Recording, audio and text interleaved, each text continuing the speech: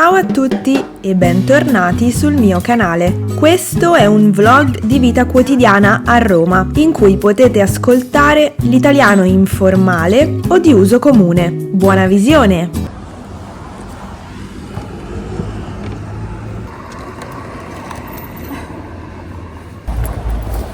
Buon pomeriggio e bentornati sul mio canale. Allora, guardate che cielo, c'è una luce stranissima. Oggi ho fatto un percorso bellissimo per il centro. Ho attraversato tutto il centro storico per venire qui perché ho scoperto una strada più corta da casa mia fino a Trastevere e quindi, avendo la batteria elettrica del motorino, devo risparmiare quando posso. Devo risparmiare chilometri. Purtroppo non ho fatto il vlog del mio percorso, però la prossima volta lo farò. Mi sono mangiata le mani perché c'era una visuale veramente stupenda, però devo pensare a non cadere, a non scivolare sui San Pietrini. Adesso, prima di andare al cinema, perché io e Zea, una mia amica, andiamo a vedere un film stasera in lingua originale in un cinema che si trova qui a Trastevere. Andiamo a vedere Cime Tempestose. E spero di non rimanere delusa perché conosco il romanzo e quindi non lo so. Però prima del film andiamo a fare merenda in un bar qui vicino e quindi adesso sto andando in questo bar che forse è una pasticceria, non lo so, lo scoprirò appena arriverò. E perdonatemi se non si sente tantissimo l'audio, ma oggi faccio il vlog col cellulare perché non mi sono portata la videocamera.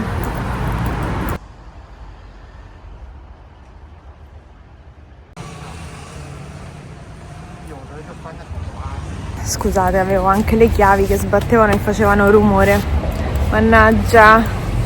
Comunque, per venire qui ho attraversato diverse condizioni atmosferiche. Ho preso anche la pioggia, purtroppo. Il cielo non promette per niente bene. Però le prossime ore le passerò all'interno di una sala cinematografica, quindi anche se dovesse piovere non sarà un problema. Ma io direi no, un altro po', dai. Facciamo un altro paio. Perfetto. Grazie. Niente, avrei voluto fare un giro di Roma di notte, ma è tutto spento. La città è buia. Vi dirò che partivo prevenuta nei confronti di questo film, però mi sono ricreduta e ho attraversato diverse emozioni durante il racconto: tristezza, disperazione, disgusto, anticipazione, un sacco di emozioni, sia negative che positive, più negative in realtà che positive. All'inizio, la prima scena in cui si vede Katrin da adulta, ho pensato: ah, non sapevo che Katrin fosse tirolese, perché ha un vestito tirolese addosso, sembra tirolese, e quindi lì per lì ho detto: ah, ecco, vedi, avevo ragione. Invece poi, andando avanti, mi sono abituata ai costumi di lei. La fotografia è molto bella, la scenografia anche, però va un po' digerita. Non è il tipico film tratto da un romanzo dell'Ottocento. È particolare, va un po' capito. Buongiorno, buonasera o buon pomeriggio. Ciao a tutti. Lo sapevo. Ogni volta che lo riprendo se ne va. Ha diritto alla sua riservatezza, quindi nulla da dire. Mi sento in fase un po' calante con questo tipo di contenuto, perché in questo momento mi sto concentrando su altri video che richiedono un po' di tempo, però recuperiamo, dai, oggi proviamo a recuperare.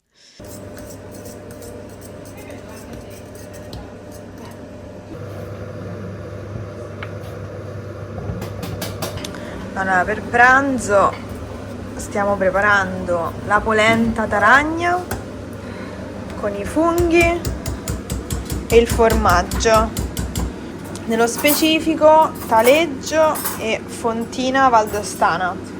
Raccontaci, che hai combinato ieri? Hai rubato la fontina valdostana dalla busta della spesa e te ne sei mangiata anche un bel pezzo. Per fortuna non ti ha fatto male. E poi c'è questo patatone qui che è geloso e che vuole le coccoline, che ormai è grande, ha compiuto 10 anni la settimana scorsa.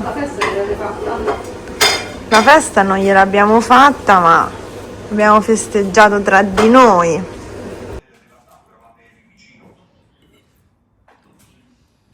Si sente? 1, 2, 3. Spero di sì. Allora.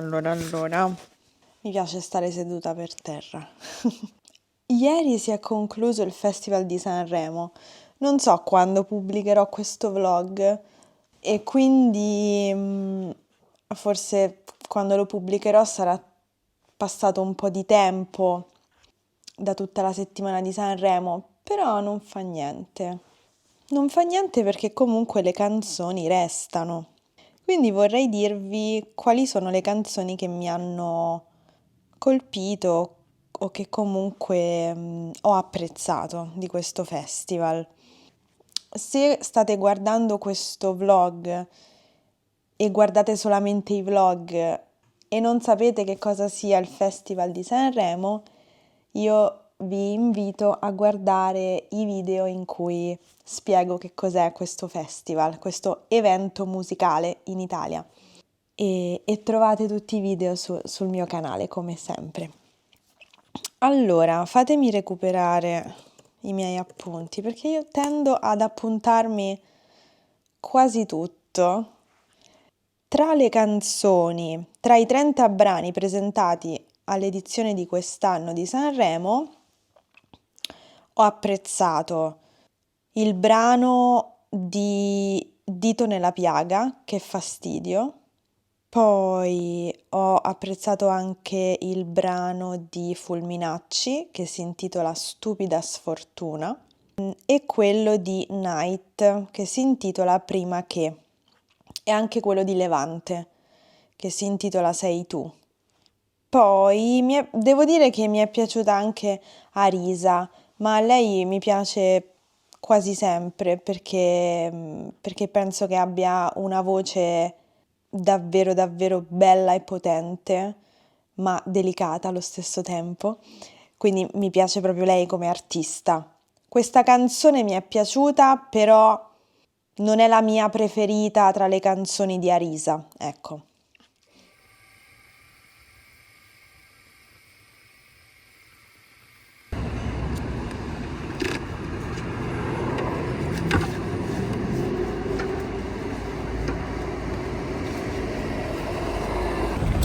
Buon pomeriggio. Spero si senta l'audio con le cuffiette, perché in teoria dovrebbero avere il microfono integrato, quindi si dovrebbe sentire quello che dico, ma farò una prova e mi accerterò di ciò. Allora, questo tempo così grigio influisce negativamente sul mio umore e non so come combattere questa sorta di malumore, letargia. Non so se anche voi siete un po' meteoropatici o meteoropatici, non mi ricordo mai come si dice questa parola. Se lo siete e avete trovato un modo per combattere questo stato, datemi dei consigli per favore, perché ne ho veramente bisogno.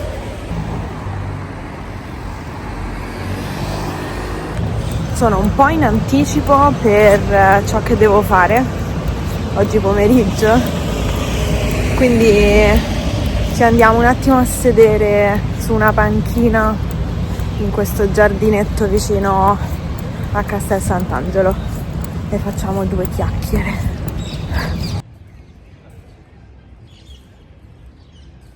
Oh, guardate che bello sfondo!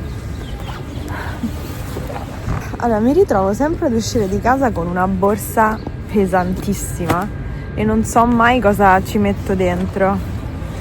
Quanto è bello uscire di casa senza niente, senza borsa.